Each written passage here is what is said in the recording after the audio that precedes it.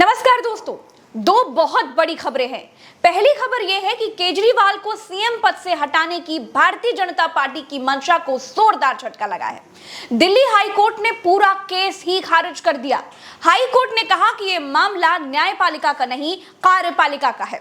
राज्यपाल और राष्ट्रपति के स्तर का है, इसीलिए कोर्ट इस मामले को सुनेगा ही नहीं। केजरीवाल चाहे जेल से सरकार चलाएं या जेल के बाहर से। दूसरी खबर यह है दोस्तों कि जब ईडी ने 6 दिन के बाद राउज एवेन्यू कोर्ट में केजरीवाल को पेश किया तो केजरीवाल ने अपना केस खुद ही लड़ा और बहस में ईडी को एक्सपोज कर डाला। ईडी ने कोर्ट में यह बोल दिया कि शराब मामले से भाजपा का कोई लेना देना ही नहीं है, जबकि ना तो बॉन्ड का डेटा रिलीज होने के बाद भाजपा के एंगल से जांच की, ना ही यह पता लगाया कि जिस गवाह पर केजरीवाल को पैसे देने के आरोप हैं वो गवाह बीजेपी को चंदा आखिर क्यों दे रहा था। लेकिन कोर्ट में ईडी ने खुलेआम बीजेपी को क्लीन चिट दे दी। क्या हुआ था कोर्ट में, कैसे केजरीवाल की रिमांड 4 दिन और बढ़ा दी गई और केजरीवाल ने आखिर क्यों अपनी रिमांड का विरोध नहीं किया, कैसे केजरीवाल ने कोर्ट के कटघरे का इस्तेमाल करके ईडी और बीजेपी दोनों को मुश्किल में डाल दिया, कैसे केजरीवाल ने कोर्ट में बता दिया कि शराब कांड वाले 100 करोड़ रुपए आखिर कहां गए। कोर्ट रूम की एक एक बात आज मैं आपको बताऊंगी। आप मिली है सर से, कुछ कहा सर ने, कुछ बात हुई? How is his health ma'am? Ma'am उनकी हेल्थ कैसी है? उनकी हेल्थ अभी ठीक नहीं है। आपके सीएम को बहुत तंग किया जा रहा है, बहुत परेशान किया जा रहा है, जनता जवाब देगी। दोस्तों, राउज एवेन्यू कोर्ट में ईडी की तरफ से attorney solicitor general S V Raju ने जज साहब से कहा कि केजरीवाल के बयान रिकॉर्ड कर लिए गए हैं। इन्होंने टाल मटोल करने वाले जवाब दिए हैं। केजरीवाल जानबूझकर पूछताछ में सहयोग नहीं कर रहे हैं। ईडी ने कहा कि हम केजरीवाल का सामना कुछ और लोगों से करवाना चाहते हैं। आपके गोवा प्रत्याशी के 4 नए बयान दर्ज किए गए हैं। हम केजरीवाल और आप प्रत्याशी का आमना सामना कराना चाहते हैं। हमने पंजाब के कुछ एक्साइज अधिकारियों को भी इस मामले में समन भेजा है। उनसे भी केजरीवाल का आमना सामना कराया जाएगा, इसीलिए जरूरत है न्यायिक हिरासत की। ईडी ने कहा कि केजरीवाल ने अपना पासवर्ड नहीं बताया है, इसके चलते हम डिजिटल डेटा हासिल नहीं कर पाए हैं। केजरीवाल कह रहे हैं कि पहले वो अपने वकीलों से बात करेंगे, उसके बाद फैसला करेंगे कि पासवर्ड देना है या फिर नहीं। अगर वे पासवर्ड नहीं देते हैं तो हमें पासवर्ड ब्रेक करना होगा।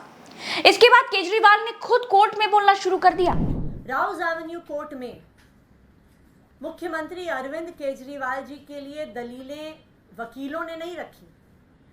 अरविंद केजरीवाल जी ने खुद मात्र 7 मिनट की एक स्टेटमेंट में इन्फोर्समेंट डायरेक्टोरेट के सारे केस को ध्वस्त कर दिया। वो मात्र 7 मिनट के लिए बोले, लेकिन उस 7 मिनट में ईडी का केस कितना निराधार है, कितना बेबुनियाद है, बिना किसी कारण के एक सिटिंग चीफ मिनिस्टर को उठाया गया है, ये मात्र 7 मिनट में दिल्ली के मुख्यमंत्री अरविंद केजरीवाल जी ने कोर्ट के सामने रख दिया। केजरीवाल ने कहा कि मैं ईडी अफसरों का धन्यवाद कहना चाहता हूं। केस चलते चलते 2 साल हो गए हैं, मुझे किसी कोर्ट में दोषी साबित नहीं किया जा सका, मुझे गिरफ्तार कर लिया गया। सीबीआई ने 31,000 पन्ने की और ईडी ने 25,000 पेजेस की रिपोर्ट दाखिल की है।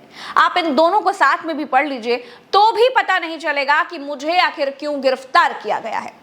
कोर्ट ने कहा कि आप जो बोल रहे हैं वो लिखकर क्यों नहीं देते हैं। केजरीवाल ने कहा कि आज मैं बोलना चाहता हूं। केजरीवाल ने कहा कि मेरा नाम 4 जगह आया है, बस एक है सी अरविंद। उसने बोला कि उसने मेरी उपस्थिति में कुछ दस्तावेज सिसोदिया को दिए। मेरे घर रोज विधायक आते जाते हैं। क्या ये स्टेटमेंट एक मौजूदा मुख्यमंत्री को गिरफ्तार करने के लिए काफी है? केजरीवाल ने एक और गवाह राघव मुंगता के बयान का भी हवाला दिया। केजरीवाल ने कहा कि इस मामले में लोग गवाह बनाए जा रहे हैं और लोगों को बयान बदलने को मजबूर किया जा रहा है। केजरीवाल के इस बयान का विरोध ईडी ने किया। फिर कोर्ट ने कहा कि हम आपको 5 मिनट से ज्यादा बोलने का वक्त नहीं देंगे। केजरीवाल ने कहा कि ईडी का मिशन सिर्फ और सिर्फ मुझे फंसाना था। 3 स्टेटमेंट दिए गए और उनमें से कोर्ट के सामने वो बयान लाया गया जिसमें मुझे फंसाया गया। ऐसा क्यों? ये सही नहीं है। केजरीवाल ने कहा कि एक और गवाह के 7 बयान दर्ज किए गए, 6 में मेरा नाम नहीं है। जैसे ही 7वें बयान में मेरा नाम आता है उसे छोड़ दिया जाता है। इसके बाद केजरीवाल ने उन 100 करोड़ का भी जिक्र किया जिस रकम का घोटाला ईडी बता रही है। केजरीवाल ने कहा कि अगर ये 100 करोड़ का शराब घोटाला है तो वो पैसा आखिर कहां गया। दरअसल असली शराब घोटाला शुरू होता है ईडी की जांच के बाद। ईडी के 2 मकसद थे, एक आम आदमी पार्टी को खत्म करने का और दूसरा पर्दा डालकर उगाही का रैकेट चलाने का। इसके जरिए वो पैसा इकट्ठा कर रहे हैं। केजरीवाल ने जैसे ही शरद रेड्डी के 55 करोड़ के बॉन्ड का जिक्र किया, ईडी को बड़ा चुभ गया। केजरीवाल ने कहा कि शरद रेड्डी ने डोनेशन भाजपा को दिया है, मेरे पास सबूत है, ये उगाही का रैकेट चला रहे हैं। मनी ट्रेल साबित हो गई है। उसने गिरफ्तार होने के बाद भाजपा को 50 करोड़ रुपए दिए। ईडी तुरंत बोलती है कि इस मौके पर क्या ये बातें कोई रिलेवेंसी रखती हैं? मतलब ईडी कहती है कि इस मौके पर इन बातों का कोई मतलब ही नहीं है। केजरीवाल ने कहा कि हम ईडी की रिमांड का विरोध नहीं कर रहे हैं, जितने दिन चाहे वो मुझे कस्टडी में रख ले, लेकिन ये घोटाला है। दोस्तों, ईडी ने कहा कि चलिए, कुछ लोगों ने पहले आपका नाम नहीं लिया, ये जस्टिफाइड है, लेकिन उन लोगों ने पहले उनका नाम क्यों नहीं लिया, ये भी तो बड़ी बात है। ये खेलना चाह रहे हैं। इन्हें कैसे पता कि ईडी के पास कितने दस्तावेज हैं? ये सब इनकी कपोल कहानियां हैं। ईडी ने कहा कि आपको फंड मिला जिसका इस्तेमाल इन्होंने गोवा इलेक्शन में किया। एकदम स्पष्ट चेन मिली है। हमारे पास बयान और दस्तावेज हैं जिनसे साबित होता है कि पैसे हवाला के जरिए आए और गोवा चुनाव में फंडिंग की गई। ईडी बोला, ये कह रहे हैं कि पैसे भाजपा को दिए गए, उनका शराब घोटाले से कोई लेना देना नहीं है। मुख्यमंत्री कानून से ऊपर नहीं होता है, वो भी आम आदमी है। ईडी ने कहा कि हमारे पास सबूत हैं कि इस आदमी ने 100 करोड़ की रिश्वत मांगी। इस आदमी से मतलब है अरविंद केजरीवाल का। भाषा देखिए, अगर किसी को बयान बदलने के लिए मजबूर किया गया है तो ये जांच का विषय है। ईडी ने कहा है कि अगर किसी को बयान बदलने के लिए मजबूर किया गया तो ये जांच का विषय है, लेकिन कौन करेगा जांच, ईडी ने ये नहीं बताया। विपक्ष के सभी नेताओं के ऊपर एक एक करके केस लगाए जाते हैं। जो भारतीय जनता पार्टी में आ जाता है उसके ऊपर केस खत्म कर दिए जाते हैं। छगन भुजबल के केस में ऐसा हुआ कि ईडी ने कहा कि हमारी फाइल खो गई है इसलिए हम केस बंद कर रहे हैं, और आज फिर से यही मामला सामने आया है। तो ये बिल्कुल साफ है, जो भारतीय जनता पार्टी में जाएगा वो भारतीय जनता पार्टी की वॉशिंग मशीन से धुल जाएगा। जो भारतीय जनता पार्टी का विरोध करेगा वो सत्येंद्र जैन, मनीष सिसोदिया, संजय सिंह और अरविंद केजरीवाल जी की तरह हिरासत में रहेंगे, जेल में रहेंगे। केजरीवाल के खिलाफ ईडी अब तक कोई सबूत पेश नहीं कर पाई है। ईडी कहती है कि उसने मनी ट्रेल साबित कर दी है, लेकिन अब तक इसका खुलासा नहीं कर पाई है। सिर्फ गवाहों के दम पर पूरा केस खड़ा है। उसमें भी एक गवाह ने 6 बार की गवाही में केजरीवाल का नाम नहीं लिया, 7वीं बार के बयान में केजरीवाल का नाम लिया।